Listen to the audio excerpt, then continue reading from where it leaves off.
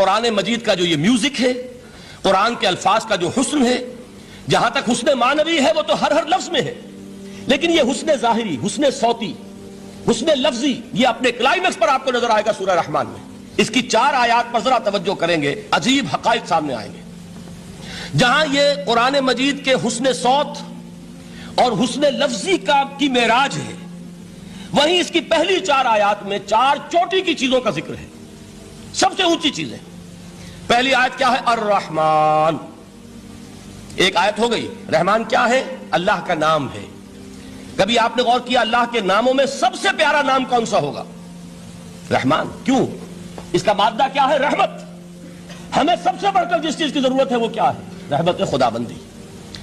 نام اچھی طرح سن لیجئے اس حضور کی قول کو۔ حضور فرماتے کوئی شخص جنت میں مجرد اپنے عمل کی بنیاد پر داخل نہیں ہو سکے گا جب تک کہ رحمت خداوندی دستگیری نہ کرے۔ کسی صحابی نے بڑی ہمت اور جرأت کا ثبوت دیا کہ پوچھ لیا کیا حضور آپ بھی؟ جب آپ نے فرمایا کوئی شخص داخل نہیں ہو سکتا جنت میں محض اپنے عمل کی بنیاد پر جب تک کہ رحمت خداوندی جو ہے وہ دستگیری نہ فرمائے۔ پوچھا گیا کیا آپ بھی؟ آپ نے فرمایا ہاں میں بھی۔ آپ اندازہ کیجئے کہ اگر محمد الرسول اللہ بھی رحمت خداوندی کے ضرورت مند ہوں تو تاب دیگراں چہ رسد، ہماری تو سب سے بڑی ضرورت رحمت خداوندی ہے۔ اب یہ رحمت جو ہے قرآن مجید میں اللہ تعالیٰ کی یہ شان 2 الفاظ کے ذریعے سے آتی ہے، رحیم اور رحمان۔ اور کوئی مادہ نہیں ہے جس سے 2 نام بنتے ہوں اللہ کے، لیکن یہ مادہ ہے واحد رحمت کا کہ جس سے رحمان بھی ہے رحیم بھی ہے۔ رحیم صفت مشبہ ہے، رحمت دائم ہو جائے گی، مستقل ہوگی تو رحیم کہیں گے۔ اور رحمان، اس میں رحمت کی ہے وہ شان ہے کہ جیسے ٹھاٹھے مارتا ہوا سمندر ہو، ہیجان کی کیفیت، طوفانی کیفیت، رحمت خداوندی کا طوفانی جوش، وہ ہے رحمان۔ تو یہ اللہ تعالیٰ کے ناموں میں سب سے پیارا نام۔ اب آگے چلیے، الرحمن علم القرآن، رحمان نے قرآن سکھایا۔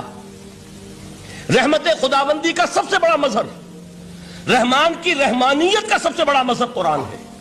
ان میں جو منطقی ربط ہے اس کو سمجھتے جائیے۔ اچھا آپ یہ سوچئے، جو علم بھی انسان کو حاصل ہوا وہ کس نے دیا؟ اللہ نے۔ سائنس کا علم کس نے دیا؟ اللہ نے۔ علم آدم الاسماء کلہا، وہ علم الاسماء جو حضرت آدم کو دے دیا گیا تھا ازل میں، یہ اسی کا ظہور ہے، یہ اسی کی ایکسفولیشن ہے جو ہو رہی ہے اور ہوتی رہے گی ابھی۔ اور دوسرے علم ہے وہ کس نے دیے؟ اللہ نے دیے۔ لا یحیطون بشیء من علمہ الا بما شاء، مخلوق میں سے کوئی اللہ کے علم میں سے کسی شے کا احاطہ نہیں کر سکتا مگر وہ جتنا اللہ دینا چاہے۔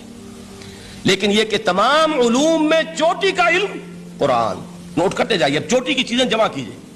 اللہ کے ناموں میں چوٹی کا نام رحمان، اللہ نے جو کچھ انسان کو سکھایا اس میں چوٹی کا علم قرآن۔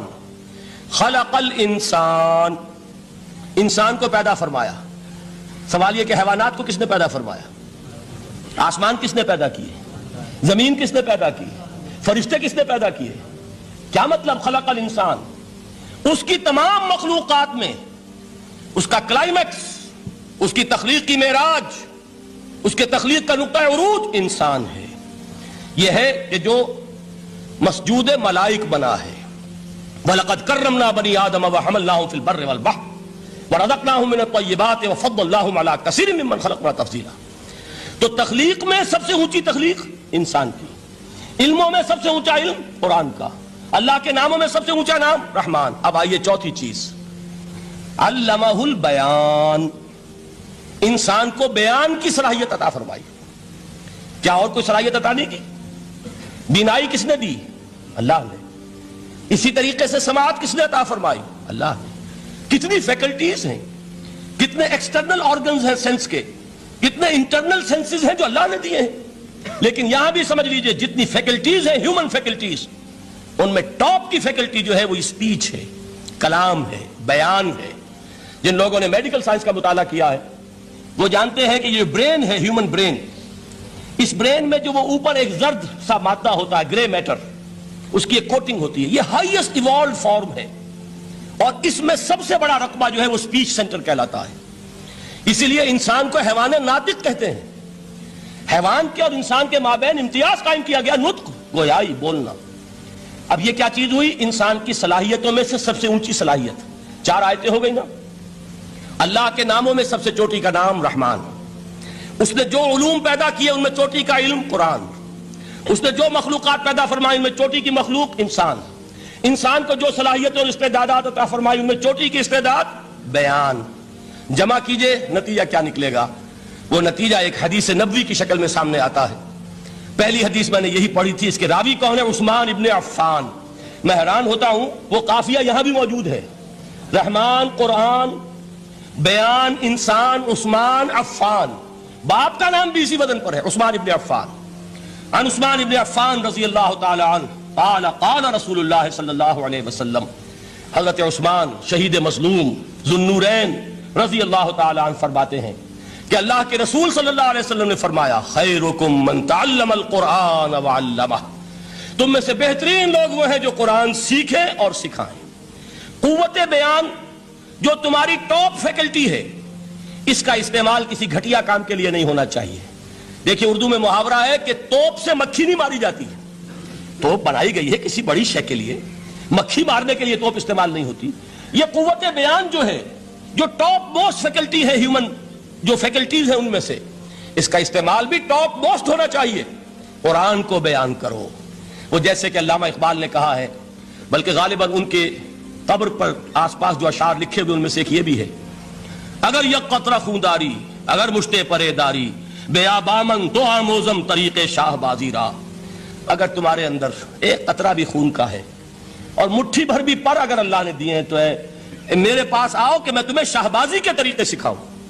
اسی طرح جان لیجئے اگر اللہ نے قوت گویائی عطا فرمائی، اگر اللہ نے تمہیں حیوان ناطق بنایا، اگر اللہ تعالیٰ نے تمہیں یہ صلاحیت عطا فرمائی، اس صلاحیت کا مصرف دنیا کو نہ بناؤ، اس صلاحیت کا مصرف اللہ کے کلام کو پھیلانے پر اس کو صرف کرو۔ خیرکم من تعلم القرآن وعلمہ، خیر جب لفظ آتا ہے بغیر من کے، ورنہ تو آتا خیر من ہو تو یہ ہوگی کمپیریٹیو جو ایک ایڈجیکٹیو جو ہوتی ہے، لیکن یہ سپرلیٹیو ڈگری ہے جب بغیر من کے ہوگا۔ خیرکم، دی بیسٹ امنگسٹ یو، جو تم میں بہترین لوگ ہیں وہ کون ہیں؟ من تعلم القرآن وعلمہ، جو قرآن سیکھیں اور سکھائیں، قرآن پڑھیں اور اسے بیان کریں۔